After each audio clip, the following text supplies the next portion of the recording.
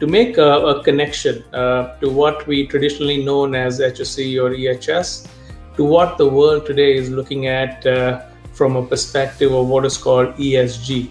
And ESG stands for environmental, social, and governance. The fulcrum to make the connection and to kind of make you feel that in HSE, we are contributing to a larger goal of the organization, which is broader and engaging a lot more stakeholders through the ESG platform. So when corporates and industries go out to seek capital, stakeholders and investors look at industries and corporates through the lens of ESG.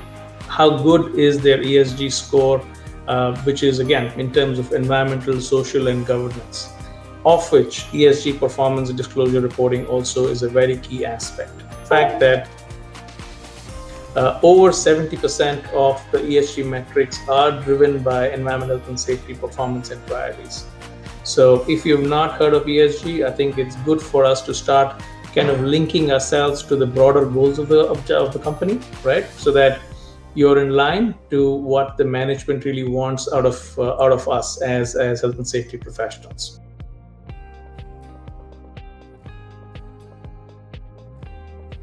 Indian boardrooms recognize the fact that ESG is very critical, and what this brings to us as EHS professionals that we serve today is a lot more emphasis, is a lot more, I would say, accountability and necessity for us to provide that information readily available to the boardrooms today.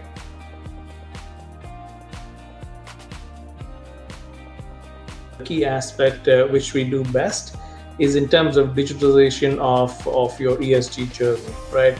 And why digitization is important is obviously because of the fact that we need a process to integrate all of the data across the company into a single platform, right? So environmental, social, and governance requires inputs, not just from environment, health, and safety, but also from finance, from HR, from operations to other functions across the company that contribute to what is the output in terms of the framework scorecards that ESG produces. So it requires a very robust data capture process, and importantly, an assurance mechanism that can hold court when you come to kind of certifications and audits by various lenders and financial agencies, where you got to prove to them about how creditable is your data, how auditable it is, how traceable it is, and where are the accountable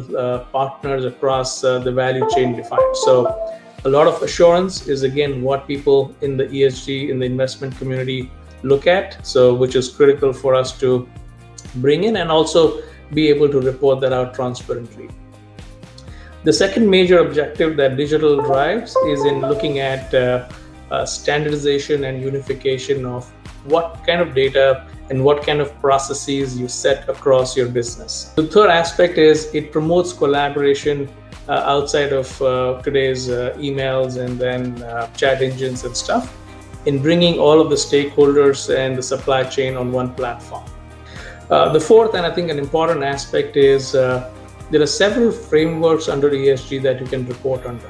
CDP, which is, and then the GRI, which is a global reporting initiative, and then the SASB as well, which is popular in the United States. So that apart, there are several other frameworks that are applicable based on industry sector, as well as based on a regional preference. And depending on where your investment community is or where you're seeking investment from, people might kind of ask you for different frameworks so that they have that information necessary under that framework for them. So the key here again is ability to look at reporting out across multiple frameworks with the data that you have in the system, and digital really helps in making that switch happen easily between CDP, GRI, SASB, or TCFD, and so on and so forth. Last but not the least, I think with several implementations that Benchmark ESG has supported both globally and in India, we've seen businesses reduce cost and enhance productivity. Just because digital can kind of drive, like I'm repeating, transparency, accountability, responsibility to various people that all of us would have manually chased after if we were using a non-digital platform.